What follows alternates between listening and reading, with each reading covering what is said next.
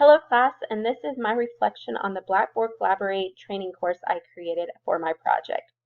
So to begin with, who I created this for was for NWFSC, or Northwest Florida State College's Learning Technologies Department. And I created a Blackboard Collaborate training course that is housed on their Desire to Learn platform. And this was created because currently there is not a synchronous learning space for instructors, whether it be face-to-face instructors or online instructors, to use. So this is an ideal formal training for instructors at the college to use.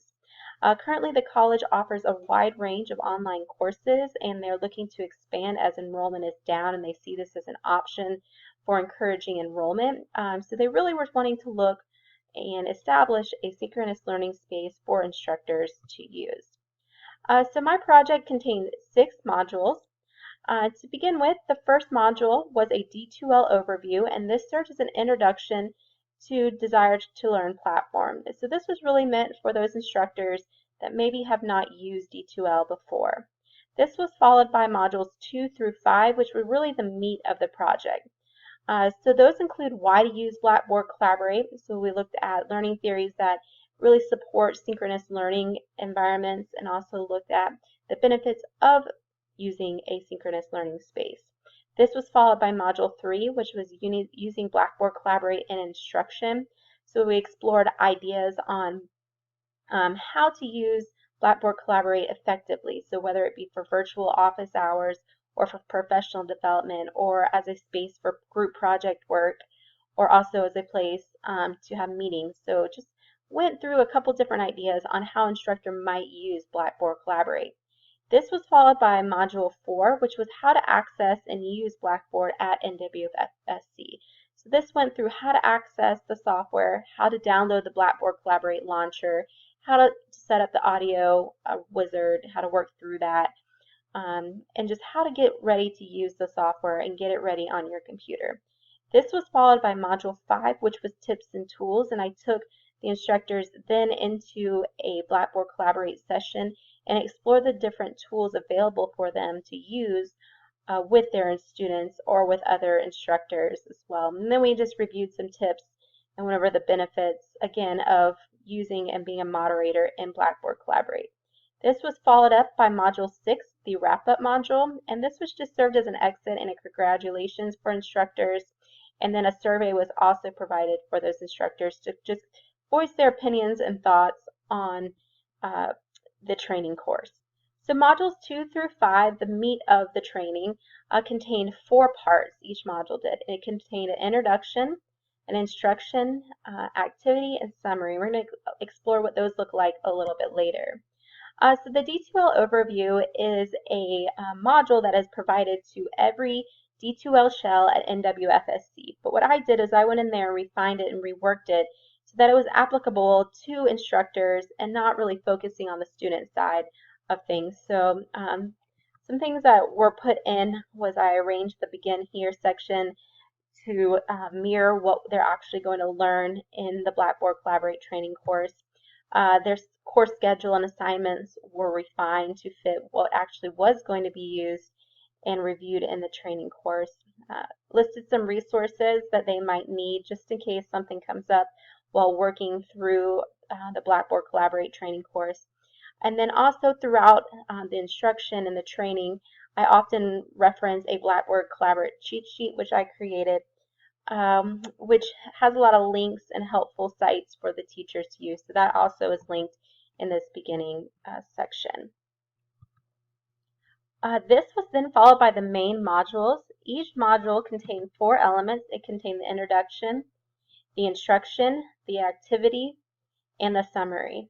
So the introduction was just an overview of the objectives to be covered. The instruction had written text.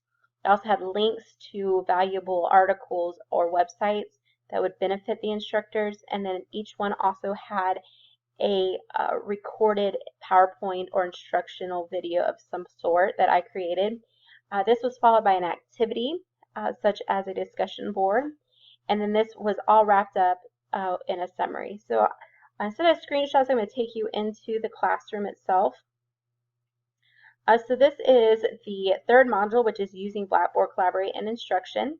The introduction lists the objectives that are going to be covered in this section. This is then followed by the actual instruction. Again, written text, links to articles that benefit the certain topic we're covering, notes on how to use Blackboard Collaborate, and then again, an instructional video that I created, which works through a PowerPoint of some sort. The slides itself are just a copy for the instructors to look at or to download if they wish. And then again, there's just a bunch of links to articles. This is followed by an activity. Most of the activities in this section or in this entire training course are discussion posts, because this course is meant to be ongoing and serve as a resource for instructors past its time, or past the time of the instructors working through it. So this activity has 2 assignments, one that's required and one that is optional. This one, they're asked to provide a small summary on how they are considering using Blackboard Collaborate. And the bottom one is if they already have a lesson plan, they can share that with the other instructors. So this is really meant to serve as a support system for instructors. So just they can post their ideas. They can also come back and reflect on what other instructors are using, and they can draw ideas on how others are using this synchronous learning space. The activity is then followed by a summary. The summary just reviews what was covered and kind of goes over what's going to be anticipated in the upcoming modules. Just like in our course, all the discussion boards are linked within the actual activity module slide, and then they're also under communication discussions. So here are all the discussion boards that were created for this training course. We have assessments. I have a survey, which I'll review here in a second, and then course materials. Again, here's all the content related to the different activities in the training itself. So from there, the modules are then wrapped up in the 6th module, which is the wrap-up section.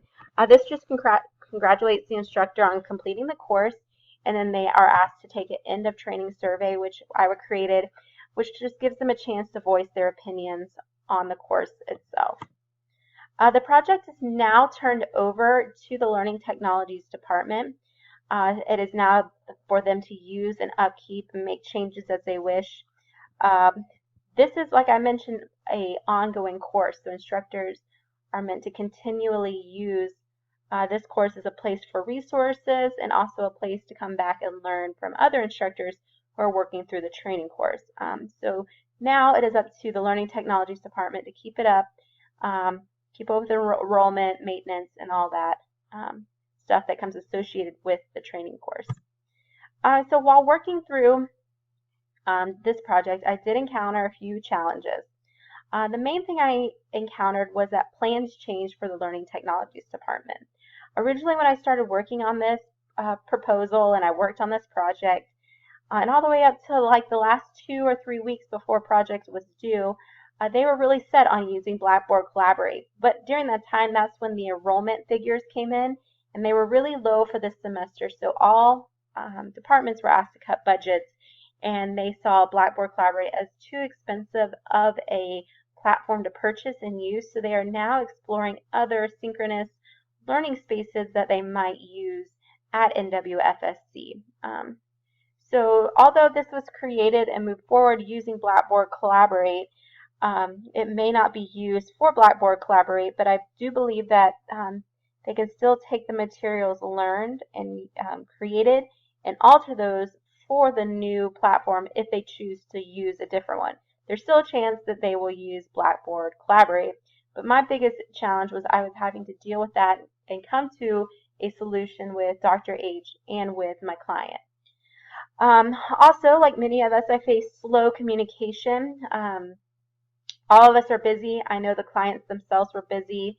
They just got a new director. They're all trying to figure out what the next steps are. So communication was a little delayed. So it forced me to work a little more quickly towards the end, and then also think of other ways that I can arrange my schedule. So I moved 2 modules forward that I didn't need their help with, and then waited for their response to finish other modules. When it was time to give Dr. H access to the learning classroom, I had a little difficulty because of the D2L firewall that they just installed through the IT department. So I had to work through about three different people to make sure that she was able to get access to that final product. And then again, limited timing. We worked on a very strict schedule for this project during the semester, and just making sure that I dedicated enough time was important. Lessons learned, I learned to be adaptable, the importance of scheduling, also effective ways to communicate. Don't give up, just keep communicating and asking questions when needed. Also flexibility, the ability to adjust and be okay with that. And then confidence. I was a little concerned at the beginning of this course that I didn't have the skills to complete a final project. But I learned that I could do all this through this project. Really being an adaptable, flexible are important, I think, in all aspects. And then just the importance of scheduling and how that is related to all the different things learned. My academic program and my project. So I really pulled on project management and the different tools and charts I learned in that class. Instructional courseware was important because I used a lot of videos, and so I learned those editing skills. Also, just using D2L as a student through my course, I learned how to effectively and not effectively teach. Of course, pedagogy and theories were covered in all my courses, so I pulled on some of those as well. And then instructional design, how to start from the beginning and work towards a final project. So I pulled all those together and really pulled more than I thought from my different courses at UWF. And that's about it. And thank you for supporting me throughout this semester.